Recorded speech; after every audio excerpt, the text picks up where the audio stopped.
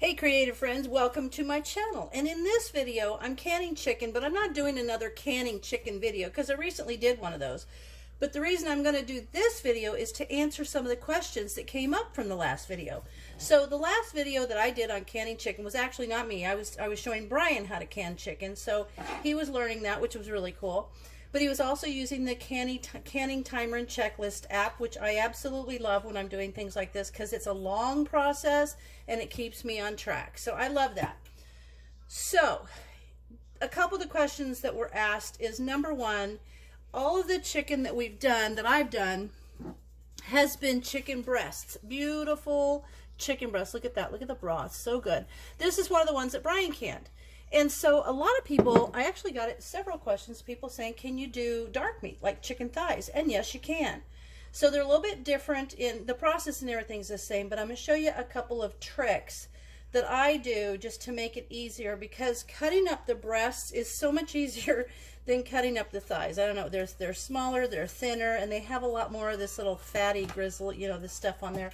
So I'm going to show you a couple of the tricks that I use to help out.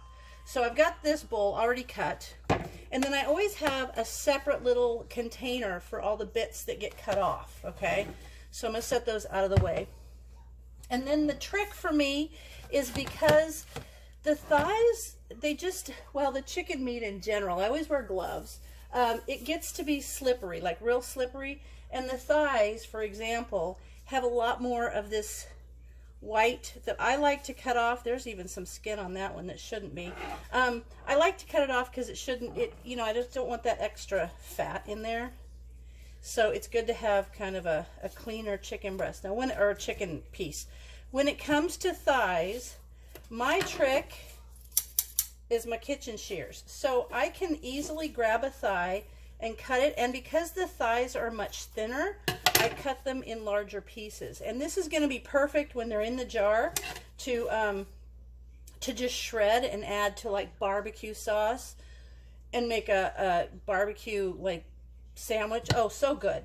So here's what we're going to do. So for example, on this bit of chicken skin that's on this piece, I love having the shears because I can just get in under there and see there's that one bit that goes over there. I can just snip that off too. And you don't have, I think it's safer because you don't have that knife slipping through. And then probably halfway through this bowl, I'll go over and wash my hands and wash this off again, because it will get slippery.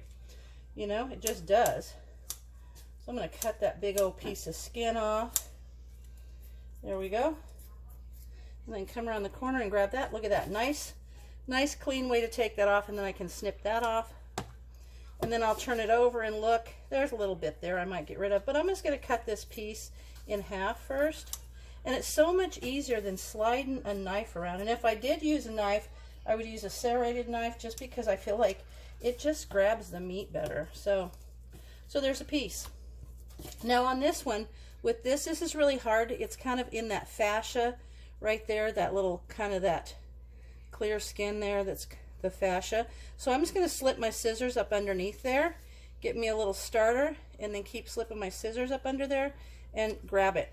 Just grab it with the tip of my scissors, and I think it's the most effective way to cut those bits off. Let me get this one here. Let me get this for you. So yes, you can. So what I'm doing here, I've got 20 pounds of thighs. I have another 20 pounds in the freezer. So that next 20 pounds, I'm going to mix 50-50 with some more chicken breasts. And then I have yet another 40 pounds of chicken breasts to do. So, let me see, 20, yeah, then I'll have more. Anyway, so I will get those done. But this, what I wanted to do was just on this bit to show you how it looks when it's done, like how you can tell in the jars whether it's white meat or dark meat.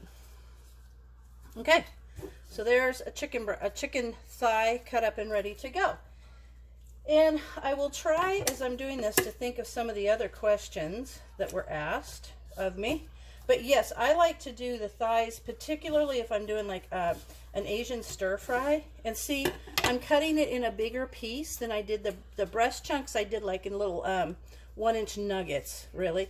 But this, because it's so thin, so I'm just cutting it because it's going to kind of crunch up like that. And when it all crunches up, it's going to be about the size of what I would do a chicken breast nugget. when I'm canning that. So there you have it. Now I'm going to keep working and get all these done.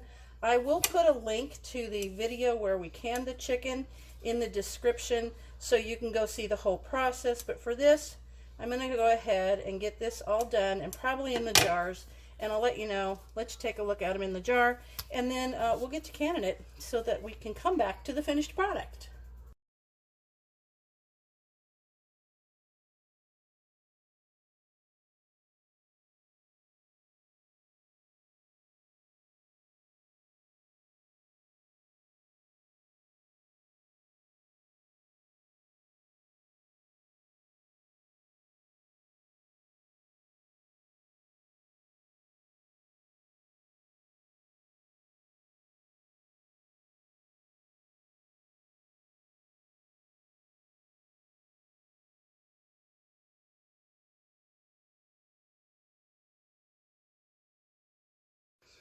You know, some people might ask why you want to cut all this off. Well, it's fat, and this is going to, thighs are they're really juicy. They're going to create a lot of their own broth. These are raw packed, so I don't have to add any broth. But when you have that fat on there, it liquefies. And then the weird thing about fat is because it separates from the liquid and it kind of climbs up the side of the jar, and then it can get around the edge, and that can prevent your seal. So you do want to trim back. Ooh, there's a nice piece. You want to trim back all that extra fat. You really don't want that on there because you don't want it climbing up the side of your jars and messing up your seals. So I thought I would tell you that.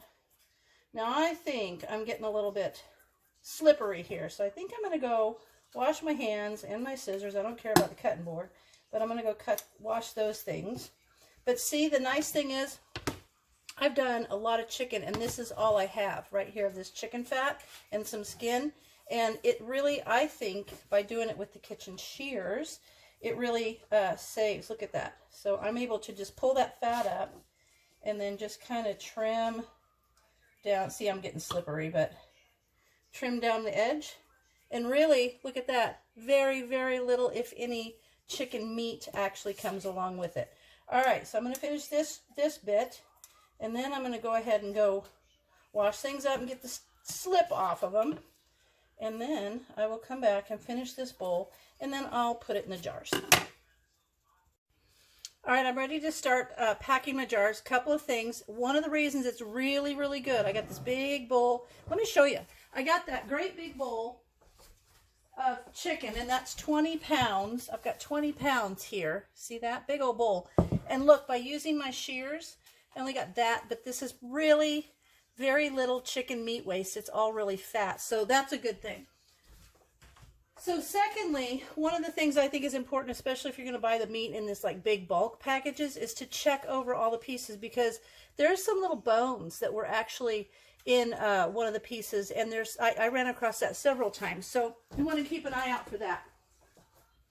Now here is one of the questions that I was asked. So I'm going to pack this jar, and I've got my lids. A couple of things.